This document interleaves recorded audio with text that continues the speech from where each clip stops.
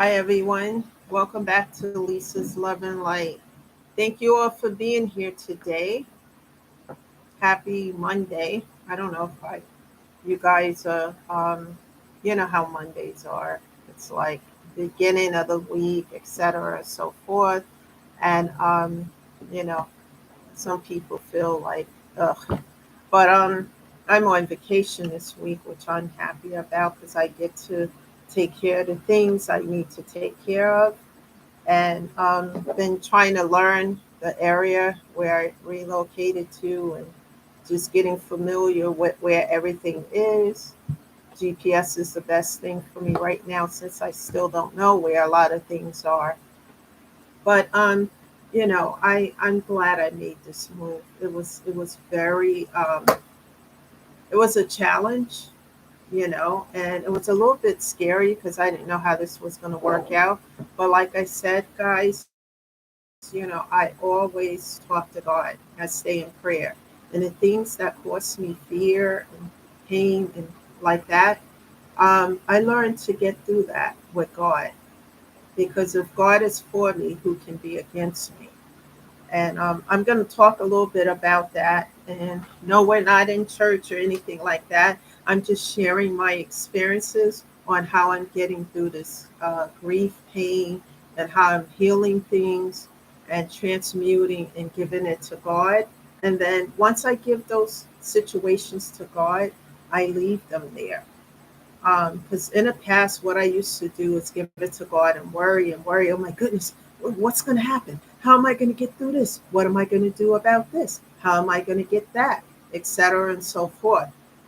So what I learned about doing that is that if I give it to God, I have to leave it with God. I can't worry about it. I can't take the will and try to control it and manipulate it or whatever. I give it to Him and He does the rest. And as I continue to move forward on this path to heal and to pay a vow for it, which is one of the vows is to help other people and let them know that what they're going through is not permanent and there are ways to get through it.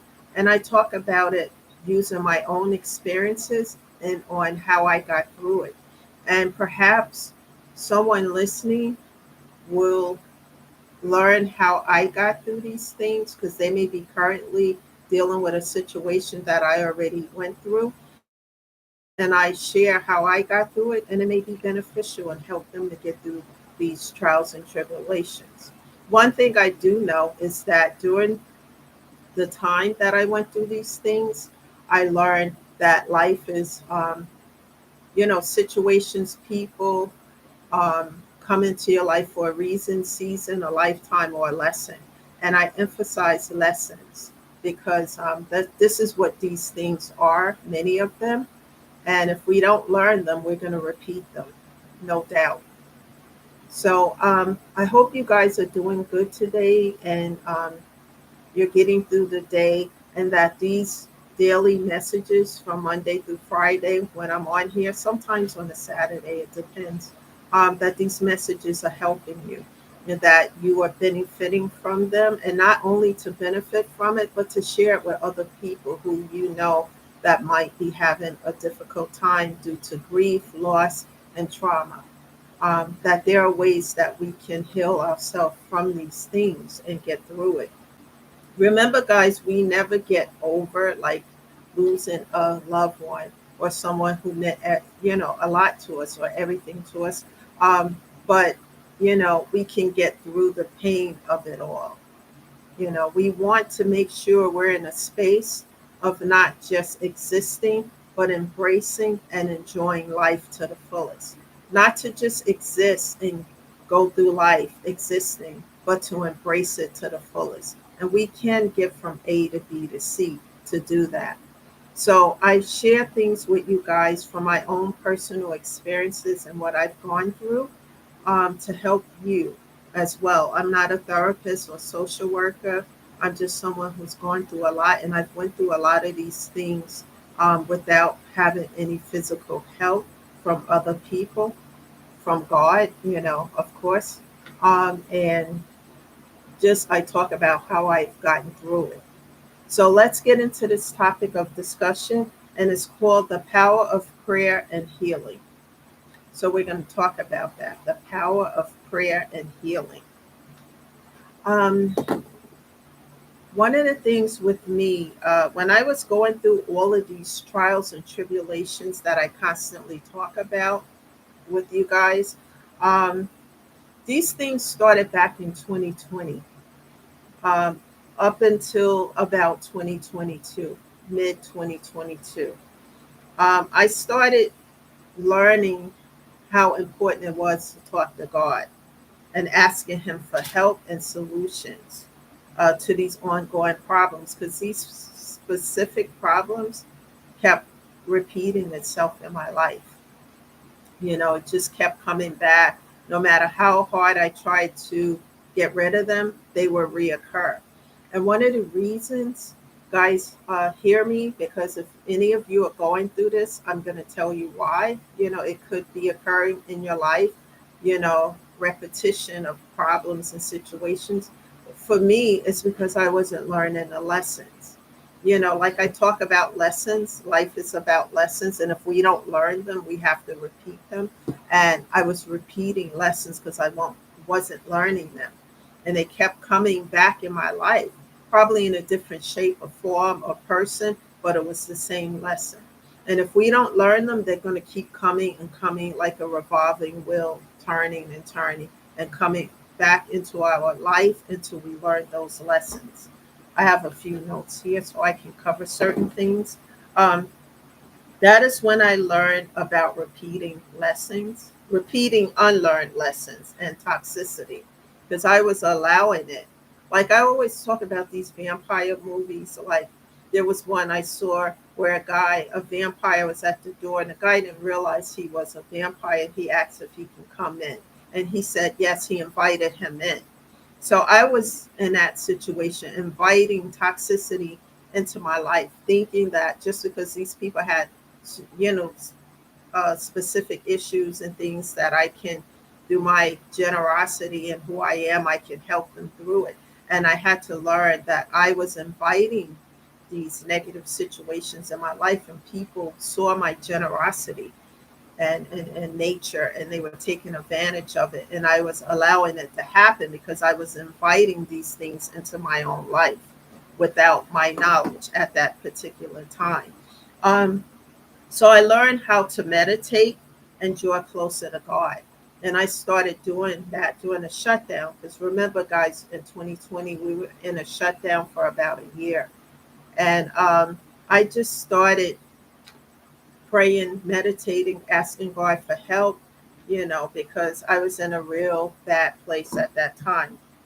That is also when I learned to use my intuition, and not to just use it, but to listen to it, take heed to it. If something feels like a fire siren is going off, a red flag, I listen to it and take heed to it.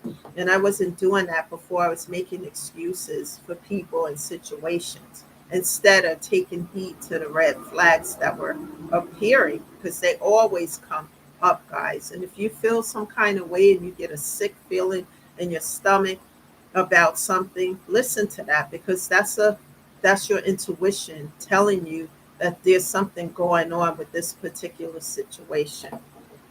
Um, Eventually, the boundaries.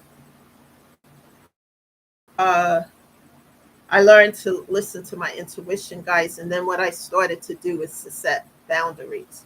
And eventually, the boundaries led to decisions to cut off, block, and delete, which was very difficult for me in the beginning to do these things. Um, and I did them after a few others refused to respect the boundaries that I set. They were just jumping and hopping and skipping over my boundaries. And I would reiterate those boundaries, and it was a joke to them. So that's when I had to make the tough decision to cut off, block, and delete.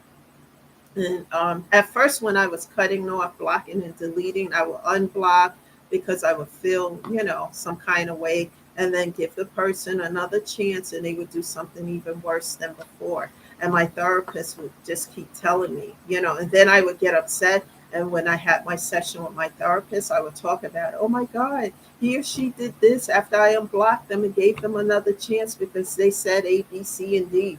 And all he kept doing basically is saying set boundaries and stand by them. And then I learned to do that. That was very hard for me. I also,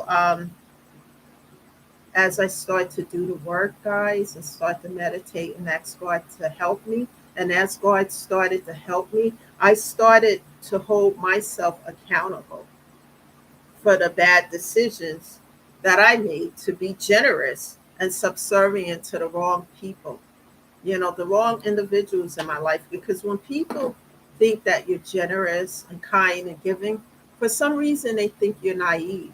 Guys, there's nothing naive about me. We're supposed to like try to help others because, paying it forward, that's what God wants us to do as He help us, the grace of God. And then you try to give that to other people and they think you're naive or dumber than a rock, and then they come in to use and abuse and to take advantage of you. And I allow it to happen. So I had to learn to forgive myself for that, to hold myself accountable for, making those decisions, and then to forgive myself for it. Because once I started to hold myself accountable, well, I allowed this in. I forgave myself, and then I forgave those who hurt and abused me and put me through the hell that they put me through. But guys, listen to this. Listen to this. Even though I forgave those individuals, I didn't forgive them so that I can reconcile with them and let them do it all over to me again. I forgave those individuals. I only did it in order for me to move on and take back my power that I had given away to them. Take back my power and then go and heal. No more of the arguments, no more accepting toxicity that, lowered my self esteem, made me feel like zero, less than zero. No more of dealing with that because now I took back my power that I had originally given to those individuals. After staying in prayer and isolation for a few years, because that's what I did, we were in a shutdown for a whole year. And then, after that, I didn't just do much with anybody. I just stayed to myself in prayer. Then, 2021, my dog passed away, still dealing with all these deaths that were going on and stuff.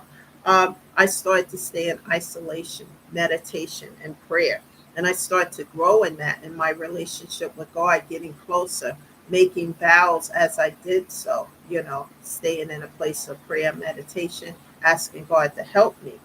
And as I started to grow and to heal, I decided to, as I got stayed in prayer, meditation, grow and heal, I started to feel stronger, you know. And as I got stronger and closer to God, I made not just vows, I eventually made a decision to relocate and remove myself from the toxicity and the individuals that were creating the toxicity in my life, to just uproot myself and take myself out of the equation of it all, to be away from that particular environment, because they wasn't stopping. They wanted to have a chokehold and control over my life.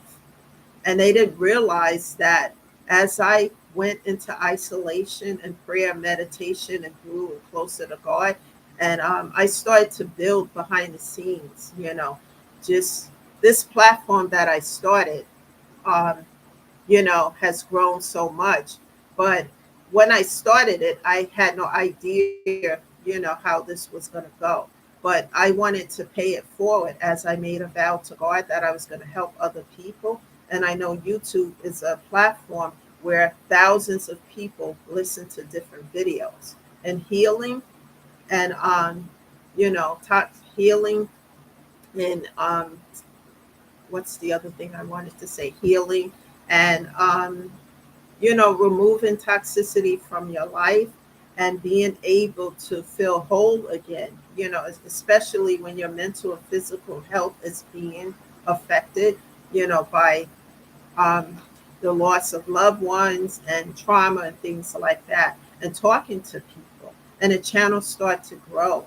I been in contact with so many different mental health organizations as well about, taking care of our mental health, investing in it, and how important it is. I also made vows to God as He brought me, I made vows to God and I keep those vows. I don't play with God.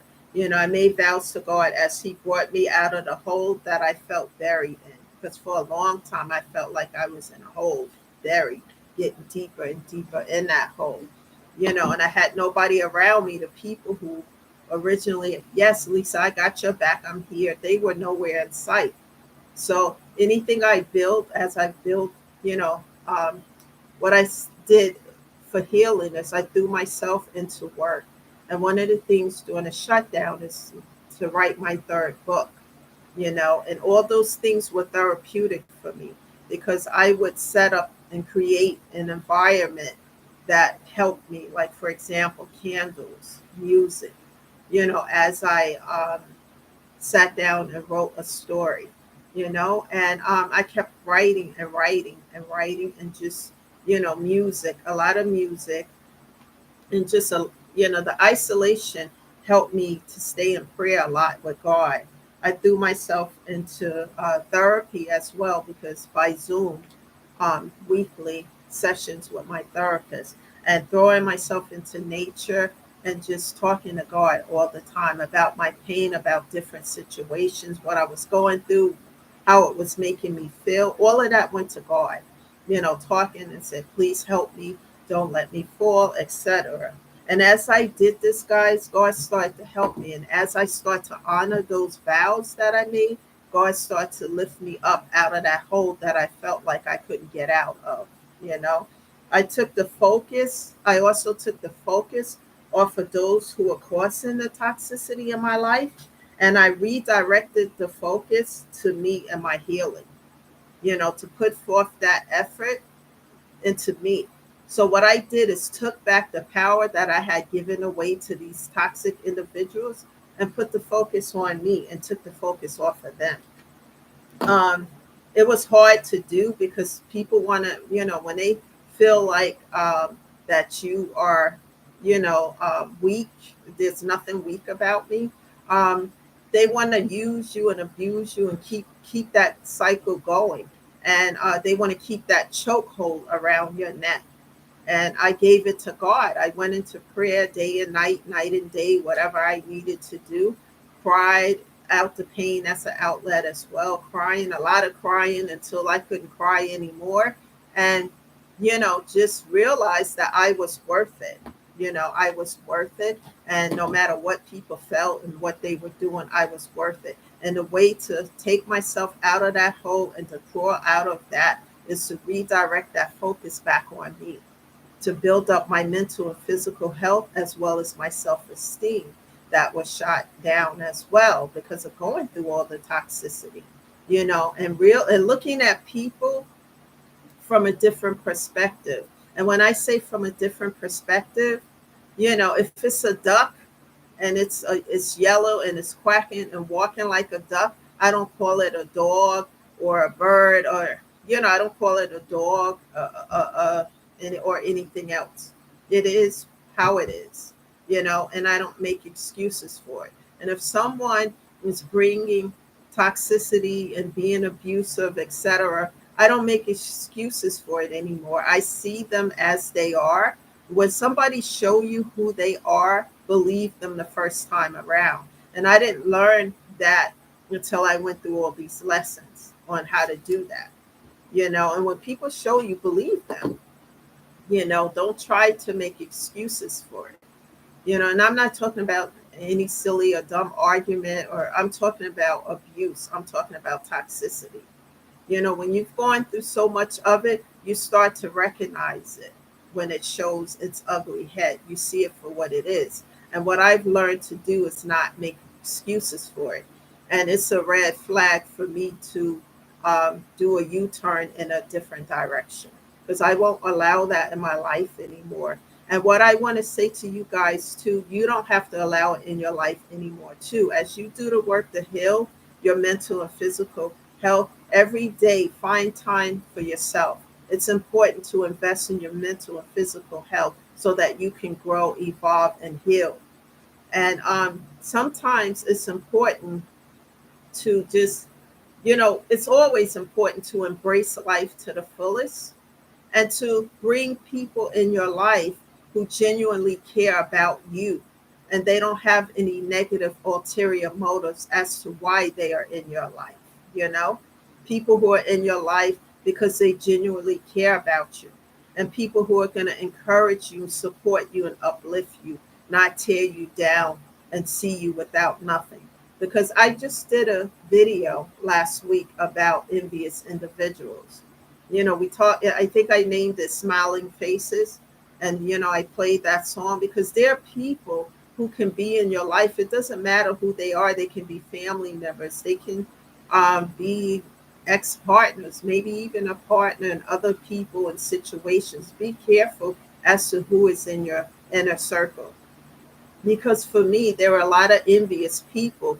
No matter how hard I work, no matter what my qualifications and credentials were, they don't want to see me rise. They don't want to see me have anything because they personally felt that I didn't deserve it. But if God is for me, then who can be against me? And so I had to learn how to remove those people from my life and then redirect the focus on me, and not feel guilty about it. Because in the beginning, as I started to do those things, I would feel guilty about Xing people out of my life. But then when I would open the door for them to re enter, it would be worse than ever, which made me realize that the first time around, I did make the right decision. And this decision to uproot myself from the toxicity as to where I was and to relocate was the best decision I've ever made. And today I'm unbothered. And I'm unbothered by the past and what has happened because I've learned the lessons. And now, because I've learned those lessons, I don't have to repeat them. I can close that door forever and embrace life to the fullest today instead of just existing. And that's what I want to give to you guys and talk to you guys about. Don't just exist day to day to day. Embrace your life, and find people who care about you and people who are going to encourage and uplift you to keep moving forward. And more importantly, what I do is put God back into my equation, and that's in prayer. I'm not religious, but I'm very close to God. I'm someone who talks to Him because what I've learned, guys, is that people can let you down, and sometimes deliberately, but God will always be there for you. If you're sincere and you come upright to Him the right way, He will help you. He will be there. And you don't have to be religious, and you don't have to be this. None of us are perfect, we all have something. But when you go to Him and ask Him to help you, and He helps you. Like I said, I make vows, I do what's necessary, and my life is nothing like it was before. And this decision to move was a difficult one, because it was a challenge for me.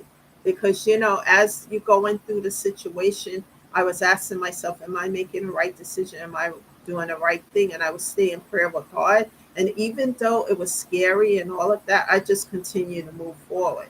Anything that has to do with our growth and healing can be scary because, we have to look at certain things in our life and make specific decisions to benefit ourselves instead of always trying to benefit other people like I was doing and forgetting about me. And that's one of the lessons I learned. Redirect the focus to me. You can help other people, but so much, You can take the horse to the water, but you can't make them drink, And if people are serious about, improving their life, they will start the work and do the work. You can't do the work for them. You can only encourage others. And the way that I'm doing this is by sharing with you how I'm getting through it. And I have my days like yesterday, last night was a little bit hard, a little bit, but I was talking to a friend about it who also lost her mother shortly before I lost mine. And she was telling me that she have her difficult days as well. Grief never goes away, but you can get through it, where your life can be where the grief is not overtaking you or the trauma. I would suggest that everybody do therapy, because that's the first place to start, connecting with a therapist. And then you'll figure out the rest after. It's like having a box of pieces of puzzle. And when you open up that box and turn it over and all the pieces fall on the table, you don't know what that picture is until you start taking the pieces and putting them together one by one. And then as you do that, you start to see the background of what the picture is. And you say, oh, I know what this is. This is a house, or this is whatever it is, and that's how it is when you are starting to work on yourself. You never know how things are going to turn out, but as you start to do the work little bit by little, you start to feel better. And as you feel better, you do better. And as you do better, you continue to take care of yourself. You start to self-love. And we are supposed to love ourselves. Don't let anybody else tell you anything different. Because if you don't love you, how are you going to give love to anybody or anything else? And how do you expect people to love you if you don't love on yourself? And also, people, excuse me, if you don't love yourself, then that means you'll let anybody in. You will lower your vibrations to let in individuals who don't deserve your time or energy. you know Never lower your standards just to have a person or situation in your life. Always, you know your self-worth. That's so important, because when you know your self-worth, you're not going to just settle for anything. I've been single for a while, and just I've learned not to just settle for things that I don't want as I did in the past. I know I don't want certain situations, but in the past I would say, if I do it like this or that, that person will follow my lead. No, it doesn't happen that way. Never lower your standards for things that is not for your highest good. And I'm learning that, and as you learn lessons, like I said, you don't have to repeat them. And as you continue to do the work, you start to feel the peace, the inner peace. People, it is so much better to embrace life to the fullest and invite people who are on the same page with you, instead of being at a place of pieces. It is better to be at peace than to be in pieces. That's the message today. Please feel free to share this message with other people, because people need to be uplifted today. There's a lot that people are going through, and they need to focus on, self-care. That is so important on a daily basis. Thank you all for being here. I'll be back tomorrow. I'm not sure what time, but please subscribe to the channel and tell others to do so. And then they can always get a notification as to when I'm on. Okay, guys, take care of yourself daily. Never forget about you. That's important. Thank you again, and I'll see you guys tomorrow. Enjoy the rest of your day. Bye for now.